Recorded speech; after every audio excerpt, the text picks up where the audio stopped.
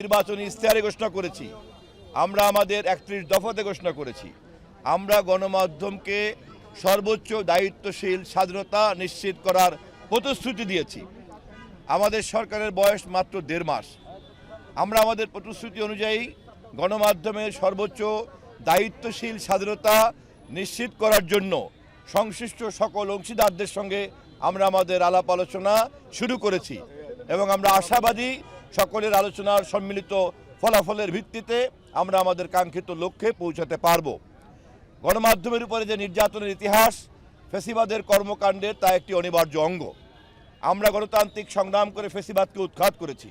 গণতন্ত্র প্রতিষ্ঠা করতে চাইলে পরে গণমাধ্যমের এই অধিকার এবং স্বাধীনতা যারা চর্চা করেছেন সেই গণমাধ্যম কর্মীদের নির্যাতনের যে অপরাধ তাকে আমরা তামাদি হতে দেব না।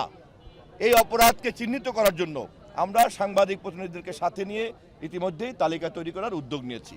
আশা করি দেখা হবে। ধন্যবাদ।